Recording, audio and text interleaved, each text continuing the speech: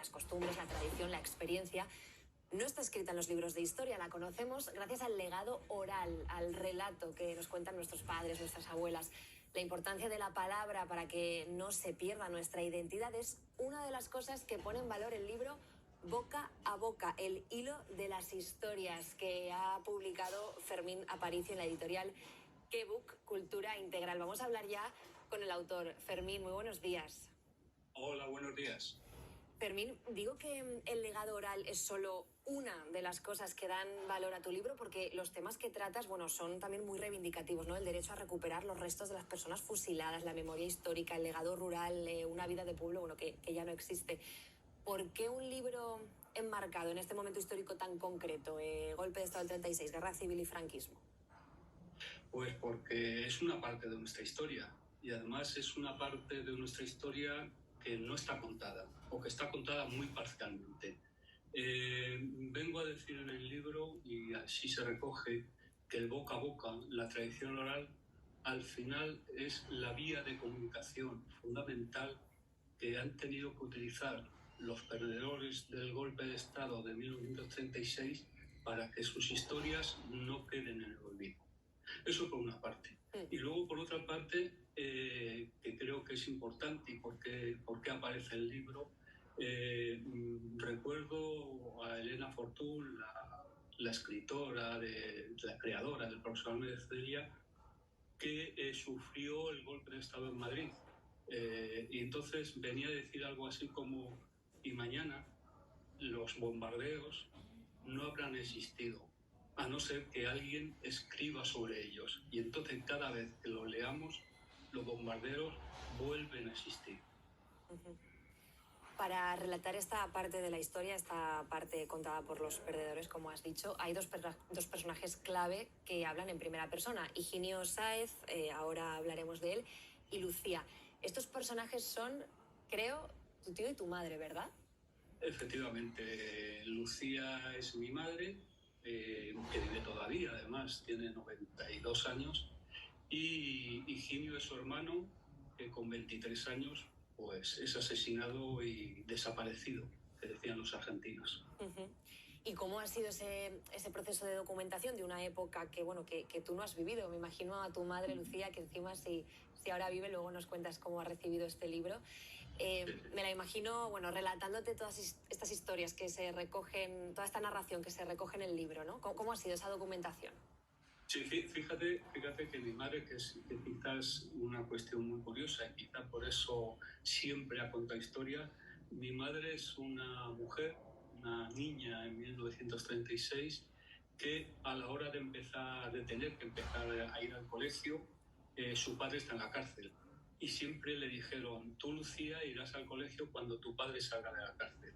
Su padre no salió de la cárcel, su padre murió en la cárcel, y es algo que siempre ella ha utilizado para reivindicar su yo. Es decir, no ha querido aprender a leer, no ha querido aprender a escribir, sin embargo, siempre ha contado historias, siempre nos ha relatado su historia. Entonces, es algo que tengo absolutamente interiorizado desde niño, ¿no? O sea, las historias que figuran en el libro es una transcripción. Por una parte, algunas se grabaron, otras no se grabaron porque no hacía falta. Es que son las historias de mi vida, las historias de la vida de mi madre. Y además relatadas con bastante humor y sátira, ¿no? Ironía, a pesar de ser historias y un periodo durísimo, bueno, Claro. de mucha miseria, de mucha injusticia, de mucho dolor. Sí, claro, pero es que además yo creo que eso es algo consustancial a los que perdieron o perdimos la guerra, ¿no? La única esperanza que nos quedaba era la sonrisa. La única forma de seguir adelante, aparte de la integridad, de mirar a los ojos, es tomarse la vida un poco en su parte más positiva, ¿no? Y por eso todas las historias dicen, alguna gente me ha dicho, oyes, y al final tu madre no se ha preocupado, no se ha entristecido. Y yo diría, yo creo que no, yo creo que mi madre al final de todas las historias intentaba salir con la sonrisa en la boca, y yo creo que eso se consigue en el libro. Sí, desde luego que sí, porque es importante resaltar el valor de la palabra oral. ¿Qué pretendías, Fermín, con el título de tu libro, Boca a Boca? Sí, porque es que esa ha sido mi fuente documental fundamental a la hora de escribir el libro. O sea, es que no había otra. O sea, incluso la reconstrucción de la figura de Higinio Sáez Fernández, que es asesinado con 23 años y desaparecido, ahí he contado que, por ejemplo, mi padre, fundamentalmente, porque un poco mayor que mi madre, sí que recuerda cosas de mi tío, sí que recuerda las situaciones, y entonces es que no hay otra manera. O sea, por ejemplo, a mi tío he descubierto hace 2 días que existe una ficha en el archivo histórico de la memoria histórica de Salamanca, pero una cosa muy vaga, muy vaga. Lo demás, lo que sabemos de él es que era un hombre muy risueño, que era un hombre que tenía novia cuando empezó la guerra, que era un hombre que tocaba el acordeón, y era un hombre que le detienen, le capturan preso y le fusilan. Nadie sabe muy bien dónde, cuando pasan los restos del fascista José Antonio de Alicante a Madrid. Y entonces no hacía falta mucho. O sea, esa es la historia, ¿no? Esa la reivindicación. Sí, de hecho la narración empieza, bueno, en Barajas de Melo, en Cuenca. Recuerda que Tarancón y toda esa zona fue centro neurálgico de la defensa republicana. Sí. Y sin desvelar mucho, sí que tengo que decir que es Palancares, la tumba del cabo Higinio Sáez de tu tío. Ahí fue fusilado y fue desaparecido, como dices. Así que lo que venías diciendo, ¿no? Que esta obra puede ser un homenaje para él y para quienes fueron, bueno, asesinados por el régimen.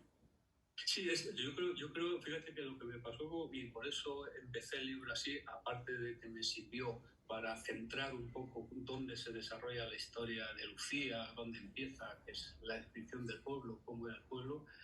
Yo creo que es una historia que se puede repetir y que es verdad que todas las familias tienen una historia. Lo que yo he contado con algo a mi favor, que no en todas las familias se cuenta la historia, aunque sea en voz baja. Sí, desde luego esta es la historia, aunque en este caso sí que tiene nombres, los personajes están definidos, pero podría ser la historia de cualquier familiar que ha vivido esta época. Cualquiera se puede sentir, bueno, muchas personas se pueden sentir identificados al leerlo, y si no han tenido la suerte de escuchar de primera persona el relato de sus familiares, porque ya no están, este libro sí lo pueden leer como propio, como si fuese un familiar el que le estuviese relatando los hechos, ¿no?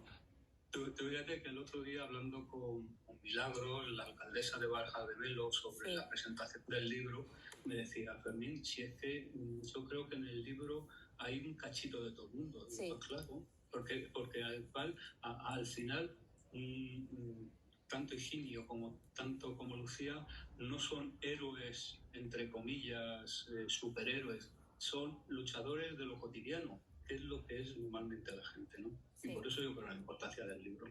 Desde luego. En el libro también describes una España rural que ya no existe, las casas con los corrales, el trabajo en el campo, la labranza. El éxodo rural ha vaciado los pueblos, y no sé si pretendes también, o de forma inconsciente o intencionada, no lo sé, poner un poco en valor esa España vaciada. Claro, tú fíjate que además en el libro se recoge la salida, en este caso de Lucía hacia Madrid, empieza a trabajar en casas sirviendo, de doncella, etcétera, pero luego en un momento empieza a vivir, vive en Vallecas, después en Ciudad Pegaso.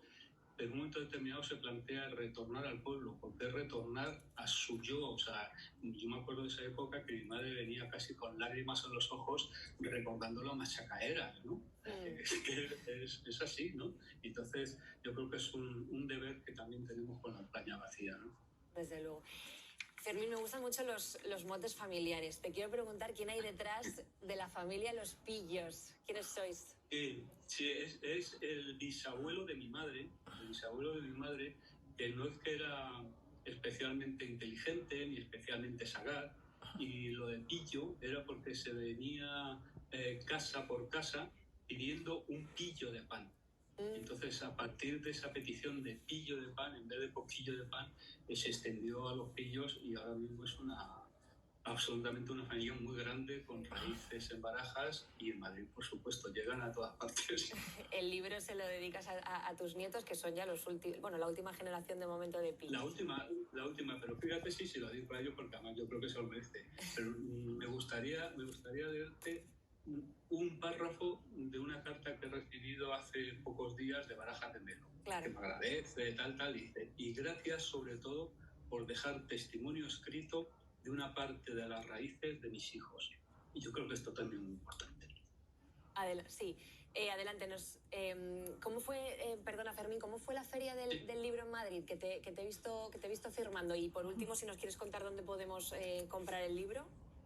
Sí, no, el libro está teniendo una distribución relativamente por métodos caseros casi, pero sí, no, porque en la feria del libro yo creo que se cumplieron los objetivos y la venta del libro en Castilla-La Mancha está en cierta manera centralizado en la librería La Tienda de Palabras de Tarancón. Por algo obvio, es que está al lado de Barajas de Melo. Y aparte que es una librería que tiene un nombre precioso. Desde luego que sí. Pues Fermín Aparicio, muchas gracias por compartir con nosotros este ratito y por presentarnos el libro, que de verdad lo recomiendo. Muchas gracias por Una última cuestión. Por supuesto. La presentación del libro se hará en Barajas de Melo. Al final tenemos fecha el 5 de agosto. 5 de agosto. Apuntado queda, Fermín. Pues mucha suerte en esa presentación. Muchas gracias. Muchas gracias. Gracias a vosotros. Seguimos dentro de la actualidad.